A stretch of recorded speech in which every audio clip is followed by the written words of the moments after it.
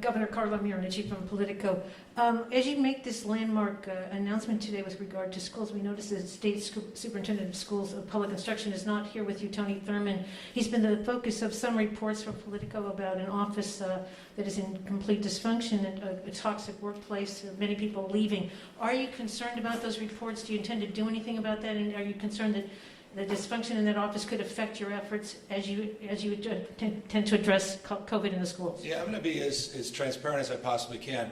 I have been on the road signing bills. I just got back late last night. I was in Southern California.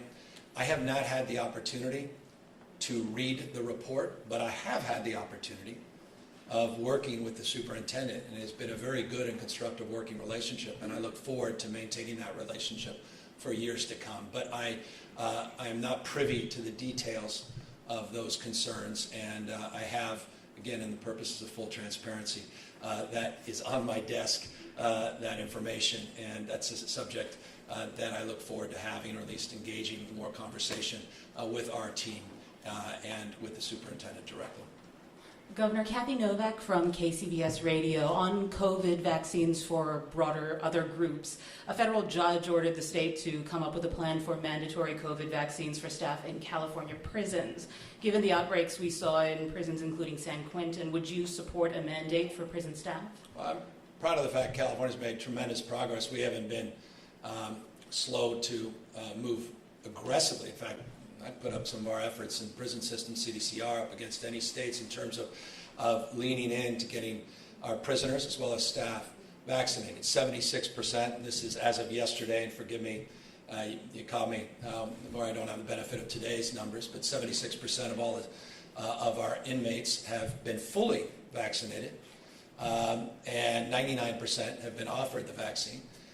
We were at 58% fully vaccinated of our staff, and there are a large number of people that have received at least one dose in addition to being fully vaccinated. We've taken it very, very seriously. Today, and this is contemporary information, there are 244 inmates that have tested positive for COVID-19. I want to put that in perspective. There's roughly 100,000 inmates, roughly.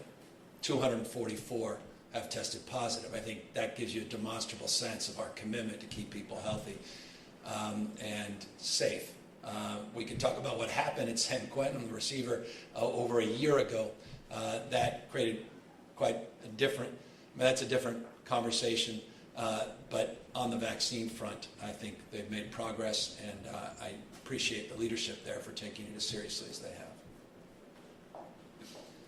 Hi, Governor. Ginger Conejero, NBC Bay Area. I've been told that this is the last question. Just a couple key things, Governor. I know you mentioned consequences are still being worked through. Is there an idea when we can expect maybe more of a detailed approach to what happens if people or students do not, don't sign up for the mandate? And also, you mentioned the term following FDA approval. Is there kind of like a certain limit amount of time? I mean, if the FDA approves it, a week before maybe the next term, is there a certain amount of time that families will have to get the students vaccinated? Yeah, look, it will follow the next term. So once the FDA is approved, we can work out that math again as early as January 1st, as late as we believe July 1st, whichever comes first. As it relates to the rules and requirements, they're well established. There's nothing novel about the consequences. Quite the contrary, they're well established. We have, and this is, I think, important. In many ways, it's the most predictable announcement throughout this pandemic, isn't it? Because in so many ways, it's the most familiar conversation. Because every parent has had this conversation since they brought their kids into school, public or private. They have to be vaccinated. There's 10 vaccines: measles, mumps, rubella. I mean, I can go on and on and on. So this is just another vaccine. And there are well-established requirements and consequences, and we are consistent with those. As it relates to staff, accordingly.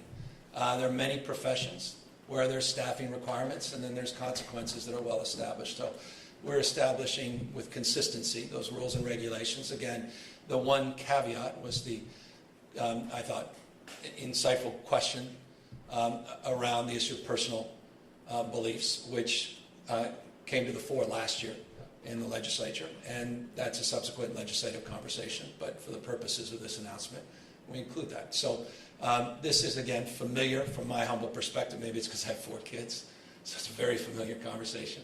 And I think the consequences and outcomes, again, we have real evidence, and I'm confident that we're going to see real progress with the momentum that is already established in the state to get more people vaccinated, and the momentum that I hope this will continue to keep pace.